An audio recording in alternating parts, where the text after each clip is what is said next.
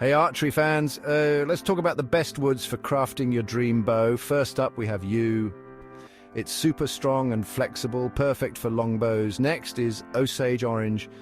This one's tough and durable, great for all types of bows. And number 3, hickory. It's affordable and super reliable. Fourth, we have bamboo. Lightweight and springy, ideal for a quick shot. For number 5, there's maple. It's dense and gives a powerful punch. Sixth, ash. It's flexible and easy to work with, perfect for beginners. Seventh is elm. Strong and resistant, great for heavy-duty use.